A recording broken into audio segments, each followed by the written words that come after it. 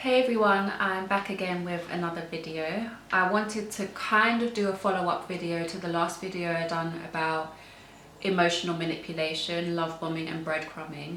I wanted to do another video about the perfect victim.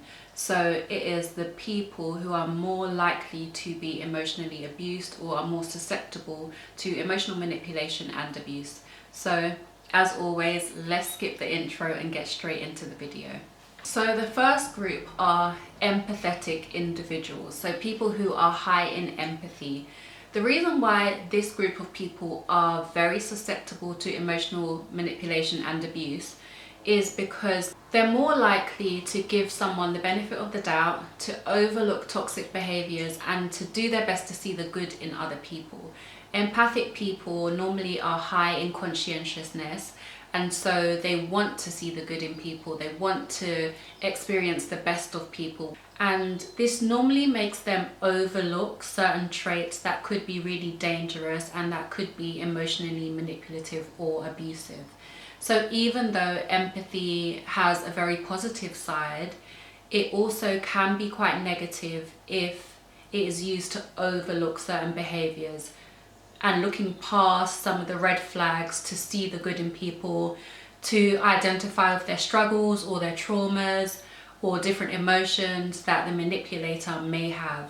Empaths have a strong desire to be there for other people, and they sometimes have a hard time seeing when people are taking their kindness for weakness. And this special gift that empaths have to see their manipulators' struggles, traumas and emotions can often lead to neglecting their own.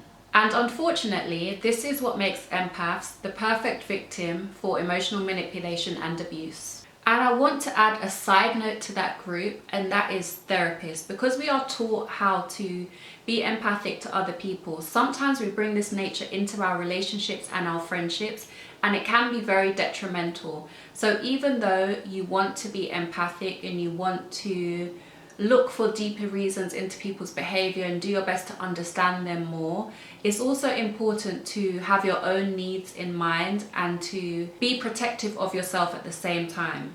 The next group of people are people pleasers. So these people tend to put the feelings, emotions, desires of other people above their own. And this makes them an easy target because they are so willing to please other people. They're always willing to keep the peace, to create harmony. They're normally very non-confrontational as well. So they will go out of their way to make sure that someone is happy, even if it's to their own detriment. They also find it really hard to say no, which can have a negative impact in the relationship. They are wired to suppress their own needs and desires in favor of others. And this makes them the perfect victim for things like guilt tripping or emotional abuse and emotional manipulation. Also for emotional blackmail as well. The people pleaser's inability or difficulty to say no and to speak up means that they are the perfect victim for abuse, and they're more likely to overlook certain behaviors in their relationships. And don't worry, all hope is not lost. At the end of the video, I am going to leave some tips. So if you do identify with any of these personality types, then stay tuned to the end of the video where I will be teaching you more about how you can protect yourself. The next group of people I want to talk about is those with low self-esteem. And I actually have a video coming out about the dangers of not knowing your worth, and it's from a spiritual standpoint. Having a low self-esteem or having a diminished view of your self-worth leads you to be a perfect victim for emotional abuse and manipulation. Why? This is because you have a strong reliance on external validation. You need other people or other things outside of yourself to inform your self-concept. This also means that you greatly benefit from attention, affection, praise from other people, and that you rely on acceptance from other people to inform your self-worth, because it's not something that you've been able to build within yourself. And this need for external validation also means that when that's no longer there, you're more likely to have a hard time. And someone who comes to mind thinking about this is, I don't know if anyone else is watching Love is Blind right now, but Chelsea and Jimmy. So there's a part where she's basically crying and she's saying to Jimmy, her partner, that you haven't kissed me today. You haven't told me that you love me today. And she's basically in bits about this. I don't know anything about Chelsea and I'm not here to judge or psychoanalyze anybody else, but to me that looks a lot like someone who has a need for external validation and who shuts down and finds it hard to emotionally regulate when they feel like they're not getting the love, the attention or the affection that they want. Those with low self-esteem and a low concept of their self-worth also have a tendency to think of themselves as inferior or inadequate and then therefore put other people on a pedestal. As you can see, for a manipulator or an abuser, that's the perfect position for them to be in. And this idea of being inferior or undeserving makes them the perfect victim because they're more likely to be accepting of mistreatment, abuse, manipulation, because it's already in line with the beliefs that they hold about themselves. They already believe that they're inferior, that they're unworthy, and that they don't deserve any better. So when they are met with that, it's easier for them to receive it. They often have a limiting belief that no one will love them and that there's no better out there for them anyway. So they may as well put up with whatever it is that they're experiencing because they're undeserving and they're not going to get any better. And that's often what a manipulator or an abuser is going to tell you. They're going to tell you that you're never going to find anybody else to love you or you're undeserving of love. So the last group I'm going to talk about is those who have a history of trauma. Those who have a history of trauma are the perfect victim for emotional manipulation and abuse because it's something that they've already experienced. So whether that be physical, whether it be sexual, emotional, psychological, it's something that they are already familiar with, which sometimes means that because it is normal in some way for them, they are more likely to receive it, they're more likely to miss all the signs that this is an emotional abuser or a manipulator. Similar to those with low self-esteem, they can also sometimes think that they are undeserving and unworthy of love, appreciation, acceptance because of the trauma that they've been through, because of maybe things they've been told in the past, difficult relationships they've had, problematic childhood. All these things contribute to what they think they're deserving of, whether they think they're worthy or not. They often have difficulty trusting their instincts and also trusting their ability to make good decisions. Something that is really common with those who have experienced trauma in the past is that sometimes they blame themselves. So because of that blame that they placed on themselves and the shame that they carry, they now think that they don't have the ability to make good decisions, or that their reasoning sometimes isn't sound, or that they're behaving in irrational ways. Trauma also has a way of eroding your self-confidence and it isolates you from other people. In that alone, it's quite clear to see how you could be the perfect victim for an abuser.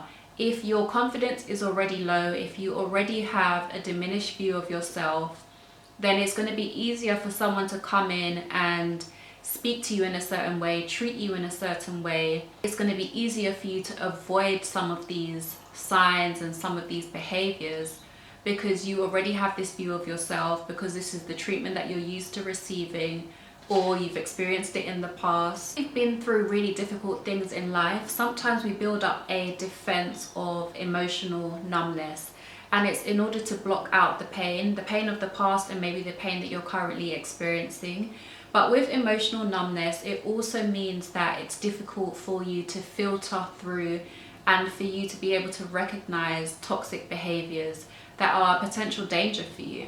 And this is absolutely perfect for someone who's an abuser, someone who is a manipulator, someone who is out for their own needs and has no interest in your well-being. I don't know if I need to also give a disclaimer that I am in no way, shape or form trying to blame these individual people. I'm not blaming the empath, those with low self-esteem, those who have been through trauma. I don't want it to seem like I'm victim blaming. I want to do my best to help those who may identify with some of these groups to do the best that they can to protect themselves. So hopefully that's how this is coming across, and no one is blaming themselves or feeling like I'm blaming them for what you may be experiencing or have experienced in the past. So now I want to talk about some tips and some ways that you can protect yourself if you do identify with any of these groups. So starting off with the empaths, my beautiful empaths, what you want to be focusing on is yourself. Focus on your own needs, your own desires, your own well-beings. Focus on setting boundaries in your relationship. Think about what you need and think about how you need somebody to show up for you, instead of always thinking about how you're showing up for other people. Also, what you want to focus on doing is communicating assertively. And someone who loves you and cares for you is also going to have your well-being on their priority list. They're going to want to be thinking about what makes you happy, and they want to ensure that you're in a good space as well. So the minute you're in a relationship where it's very one-sided and where you're the only person looking out for other people, that's when it should be a red flag to pull back and to think about what you need, how you feel, and what's happening in your own world. Sometimes with empaths, they tend to be overly involved in the emotional world of other people, but bringing it back to yourself, tuning in, taking a minute just to be by yourself is going to really help how you show up in relationships and to restore the balance in the relationship as well. I want to also remind you that it's okay to say no, and that disappointing people is a normal part of life. You can't go through life without disappointing people, and the minute you try to go through life without disappointing people, you normally end up just disappointing yourself. So sometimes one thing I always say to my clients is, let's say for example you want to say no to somebody but you find it hard to say no, so you say yes instead. When you say yes to somebody else, you're just saying no to yourself. And sometimes that's okay. Sometimes it's okay to put your feelings to the side briefly and do something to help somebody out. It's okay to inconvenience yourself sometimes. But when this becomes a habit, when this is how you're always showing up, and when it's one-sided, that's a clear sign that this relationship is no longer serving you or never was serving you. I want you to also remember that you're not in control of other people's feelings, and you're also not responsible for other people's feelings. So even though you may have this special intuitive awareness, it doesn't mean that you're now responsible for how other people show up and other people react. Moving on to the people pleasers and how you can protect yourself. Similar with the, I say similar because I can't say similarly. Oh, I can. Similarly? Just never sounds right. But okay. Similarly to the empaths, you want to also focus on yourself. You want to focus on your needs, your wants, your desires. As a people pleaser, you always are going along with what someone else wants, doing your best not to rock the boat, doing your best to be non-confrontational, and sometimes that leads you to neglect yourself. It leads to self-abandonment, and it's not as virtuous as you may think it is. To also have a think about what you need, what you like, how you want your relationships to look, the things that you like doing, the places that you like to go. Like I was saying, people pleasers have a tendency to just go with the flow and to just go along with the trajectory of the other person. But what about you? What about your needs? What about what you want? And this might take a process of getting to know yourself more, becoming more in tune with yourself, and it may take some time. But with anything that's worthwhile doing, it's also worth the effort. When you love yourself and you care for yourself, it's going to be easier for you to recognize genuine love and affection. It's going to be easier for you to avoid manipulative behaviors because you're able to understand what love feels like and what it looks like because you've been able to give it to yourself.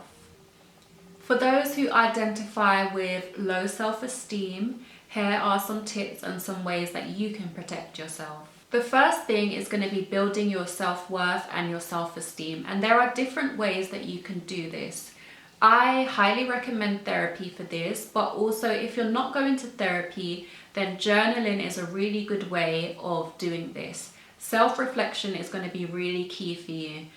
For those who have a low self-esteem, they usually have a very unrealistic perception of themselves. You have a tendency to speak negatively about yourself and to put yourself down and to be highly critical of yourself in a very unrealistic and perfectionistic, might have made up that word.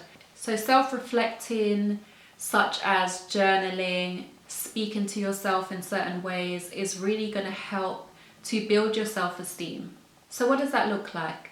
Instead of saying things like, no one will ever love me, it's saying things like, I show love to myself and I surround myself with people who see the best in me. That might not be as extreme as I love myself, because I show love to myself and I love myself are two very different things. And you can show love to yourself in so many different ways. And these are the types of affirmations that are going to really help you to build your self-esteem. A lot of the times people reject affirmations because they feel untrue to them.